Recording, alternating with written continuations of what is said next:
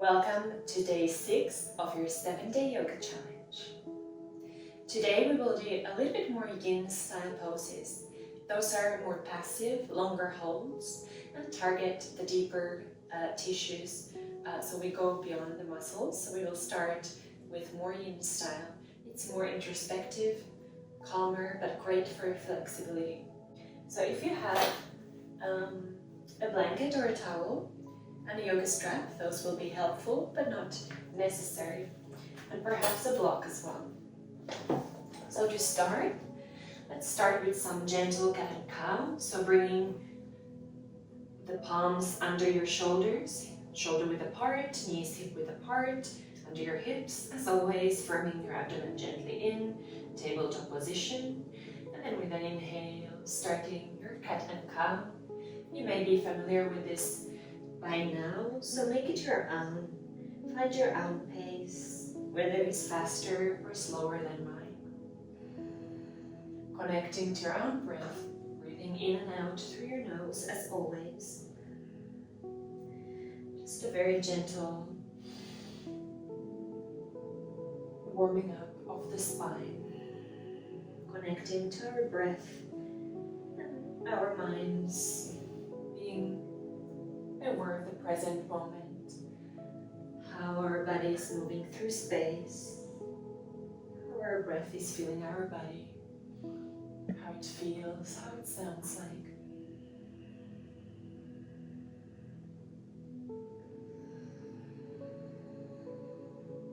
Finishing your last round,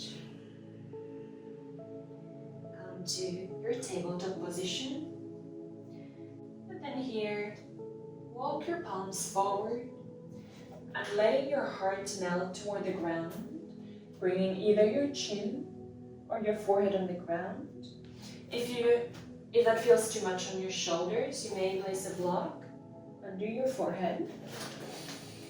This will lessen the intensity on your shoulders. So choosing wisely. Settling into the pose, just let your heart melt down.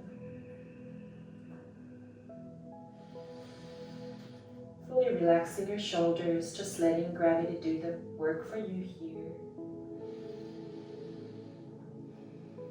And remembering, if at any time you have any sharp pain, just back off, come out of the pose, or adjust as needed.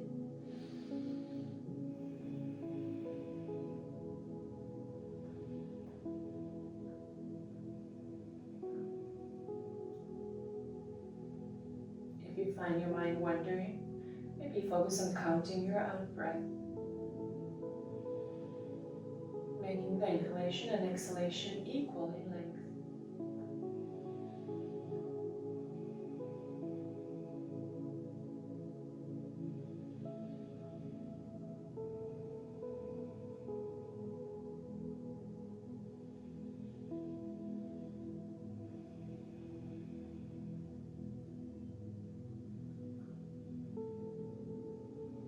Last round of breath, a deep inhalation, a deep exhalation.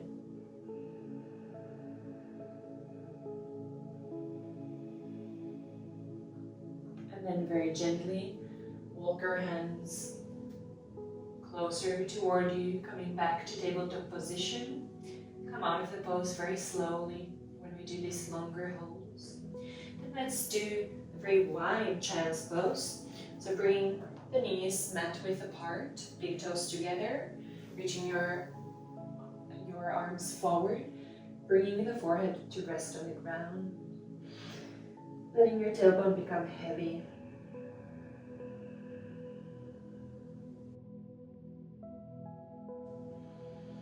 Sending your breath to your backside here, feeling the back ribs expand with every inhale and gently drop down with every exhale.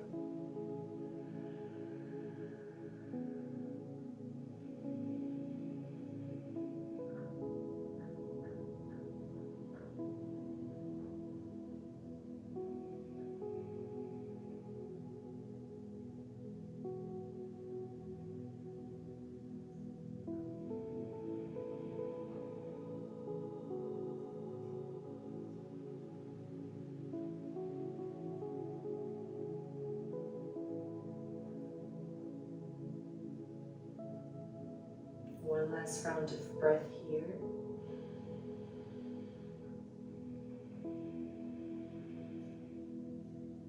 Then firming your palms on the ground, shoulder width apart, coming into your tabletop position. Then taking a little bit wider stance between your palms and your knees, tucking your toes under, push back to downward facing dog. Adjusting as needed the length of your stance, reaching your sit bones up and back, spinning your inner thighs back. Then shifting forward to plank pose. Bring your knees down on the ground, shifting your body weight forward, bending your elbows, keeping them firm by your sides, coming all the way down. Let's come to Sphinx pose.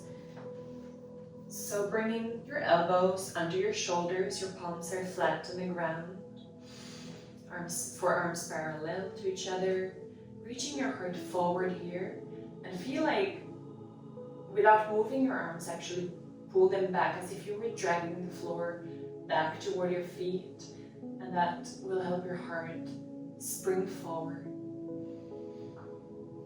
Fully relaxing your legs here, letting them be heavy. The tops of the feet grounded, your thighs grounded. There should be a little gentle compression in your lower back here. If this is too intense for you, you can come lower. If you have a bolster, you could bring your forearms here, letting your forehead rest on your arms. So adjust as needed.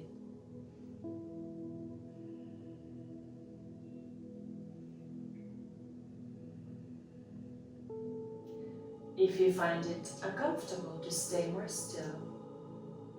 Just acknowledge that without any judgment and see what works for you to make it more comfortable. Maybe counting your own breath, focusing on the numbers, perhaps inhaling for 4, exhaling for 4.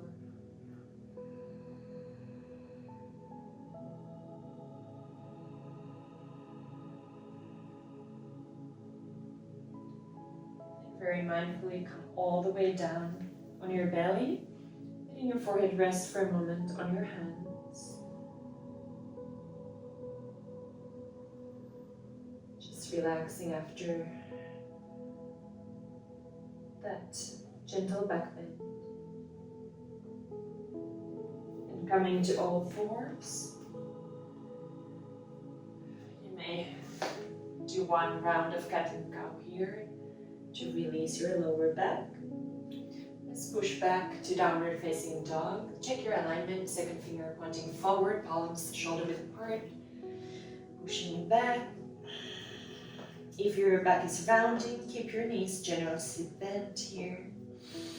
Remembering that this is more of a resting pose traditionally, so it should not feel too difficult or painful. There might be intensity if your backside of your body, your hamstrings are very tight, so just mitigate that by bending your knees, so that will help you keep a long neutral spine. Let's do quite a long hold here. If it works for you, working to straighten your knees, spinning your inner thighs back. Perhaps bringing the heels closer to the ground, but remember your intention is a long neutral spine, so don't compromise that.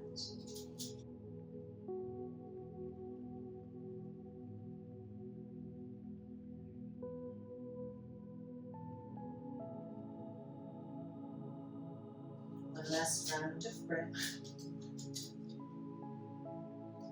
Bring your knees down, quite wide, big toes together, reaching your arms forward, letting your forehead rest on the ground for Balasana, Child's Pose.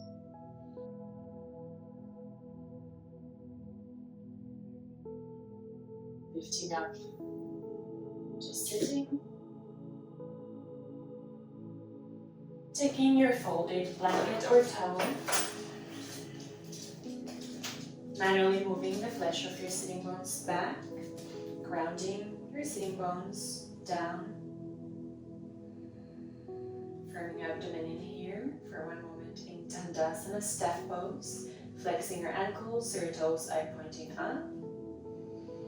Feeling the widening through your collarbones, lengthening through the crown of your head.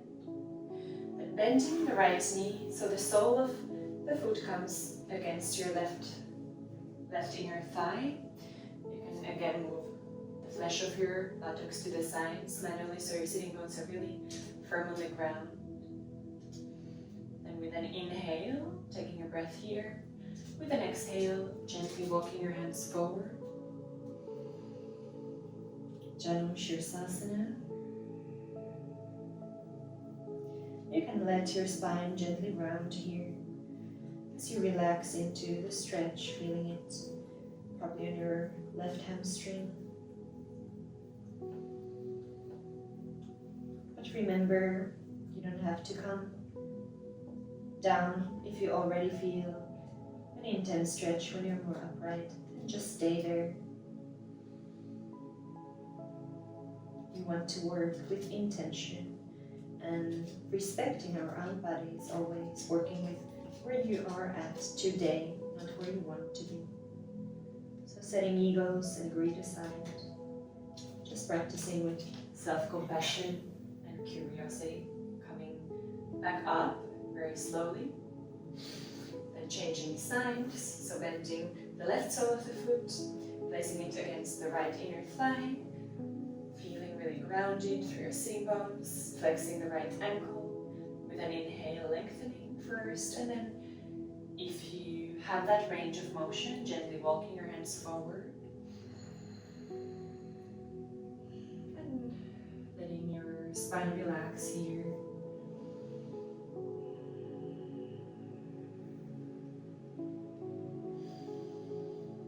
And if it's difficult for you to keep the right knee straight, you can also keep it slightly bent.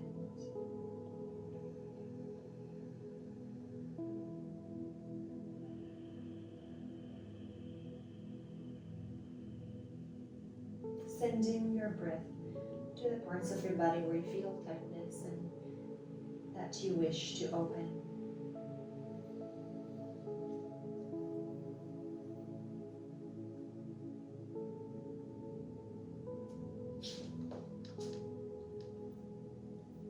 One more round of breath here.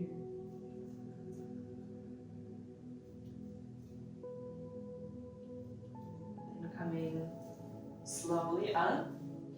Let's straighten our both legs for Paschimottanasana. So if you have a lot of tightness, use multiple blankets, or you can keep your knees straight. You can even use a rolled up yoga mat under your knees, or even a bolster. Or optionally looping your strap around your feet. This will help as well. So with an inhale, first lengthening. With an exhale, gently folding forward. So again, choosing your own version of the pose. Version that your body needs today. Remembering ahimsa, non-harming. We don't want to harm our bodies. We don't want to push and judge them. We just want to work intentionally, kindly.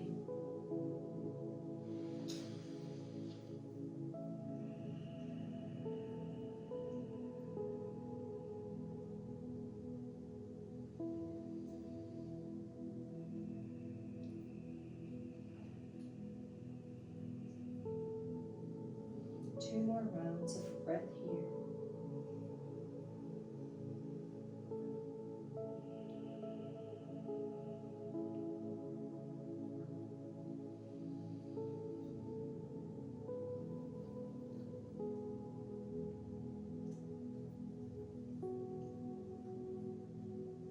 Just kidding, that was 3, probably.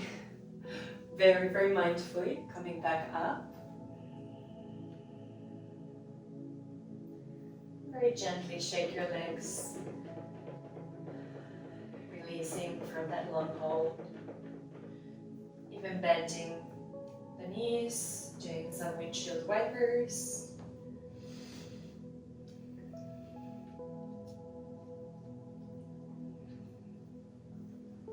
Coming to a comfortable cross-legged position.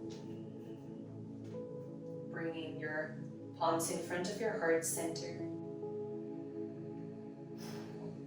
Closing your eyes just for a moment, recentering. Scanning your body to feel if you feel different now after this short practice from how you felt before the practice.